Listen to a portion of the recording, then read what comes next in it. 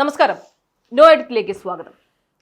ജനാധിപത്യ ഇന്ത്യയിലെ ഒരു മുഖ്യമന്ത്രിയെ ഇന്നലെ അറസ്റ്റ് ചെയ്തിരിക്കുന്നു.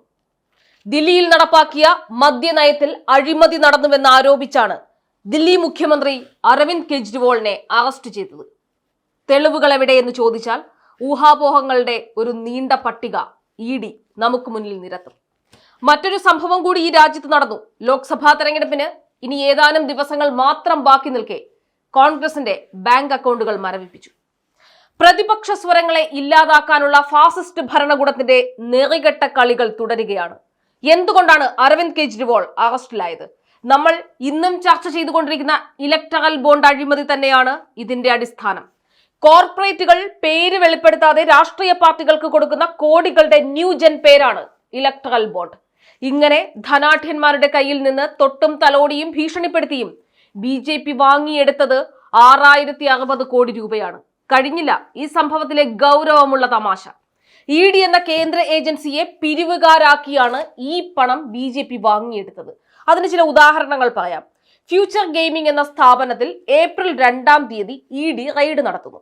ഏപ്രിൽ 7-ന് ഇലക്ട്രൽ ബോണ്ട് വാങ്ങി BJPയുടെ പ്രീതി പിടിച്ചു പറ്റുന്നു. അർബിന്ദോ ഫാർമയുടെ മാനേജിംഗ് ഡയറക്ടർ 2022 നവംബർ 10-ന് അറസ്റ്റിലാകുന്നു. നവംബർ 15-ന് അവർ ഇലക്ട്രൽ ബോണ്ട് വാങ്ങുന്നു.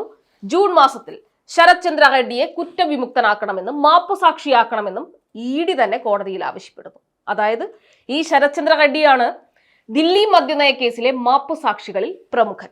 അരവിന്ദ് കെജ്രിവാളിനെതിരെ തെളിവുണ്ടെന്ന് പറയുന്ന ED മുന്നിൽ വെക്കുന്ന പ്രധാന തെളിവ് BJPക്ക് പണം നൽകിയ ശരത് ചന്ദ്ര റെഡ്ഡിയുടെ വാക്കുകളാണ്. അല്ലാതെ കാതലായ എന്ത് തെളിവാണ് EDക്ക് മുന്നിലുള്ളത്? ഒരു സംസ്ഥാനത്തിന്റെ മുഖ്യമന്ത്രിയെ ചാർജ് ഷീറ്റ് പോലും ഇടാതെ ചോദ്യം ചെയ്യലിനായി അറസ്റ്റ് ചെയ്ത് കൊണ്ടുപോകുന്നതിന് രാഷ്ട്രീയ പകപോക്കൽ എന്ന ഒറ്റ കാരണം മാത്രമേ ഉള്ളൂ. BJPയുടെ അനധികൃത പണമിടപാടുകൾ കൃത്യമായി വെളിച്ചത്ത് വന്ന സംഭവമാണ് ഇലക്ട്രൽ ബോണ്ട്. അരവിന്ദ് കെജ്രിവാൾ ഉത്തരേന്ത്യയിൽ ഈ വിഷയത്തെ ശക്തമായി ആളിക്കത്തിക്കുകയും ചെയ്തു. BJP മുഖം നഷ്ടപ്പെട്ട് നിൽക്കുമ്പോൾ ജനശ്രദ്ധ തിരിക്കുന്നതിന്റെ ഭാഗമാണ് ഇപ്പോൾ ഉണ്ടായിരിക്കുന്ന ഈ അറസ്റ്റ്. ഭരണകൂടത്തിന്റെ ഉപകരണമായി എല്ലാ ഇൻസ്റ്റിറ്റ്യൂഷനുകളും മാറിയിരിക്കുന്നു. EDയും CBIയും NIAയും എല്ലാം BJPയുടെ ചട്ടുകമായി മാറുകയാണ്. കോൺഗ്രസിന്റെ അക്കൗണ്ടുകൾ മരവിപ്പിച്ചതും ഇതുമായി ചേർത്ത് വായിക്കേണ്ട ഒന്നാണ്. പ്രചരണത്തിന് പോലും പണമില്ലാതെ സാമ്പത്തികമായി ഞെരുക്കി തെരഞ്ഞെടുപ്പിനെ നേരിടാനുള്ള ശേഷി ഇല്ലാതാക്കുകയാണ്. ഇലക്ട്രൽ ബോണ്ടുകൾ വഴി BJP പണം ശേഖരിക്കുമ്പോൾ ഒന്നല്ലെങ്കിൽ മറ്റൊരു മാർഗം ഉപയോഗിച്ച് പ്രതിപക്ഷത്തെ ഇല്ലാതാക്കുകയാണ്. മാധ്യമ സ്വാതന്ത്ര്യത്തിൽ ഇന്ത്യ പിന്തള്ളപ്പെട്ടുകൊണ്ടിരിക്കുന്നു. കേന്ദ്ര ഭരണകൂടത്തിനെതിരെ സംസാരിക്കുന്ന മാധ്യമങ്ങളും മാധ്യമ സ്ഥാപനങ്ങളും നിയമ നടപടികൾ നേരിടുന്നു.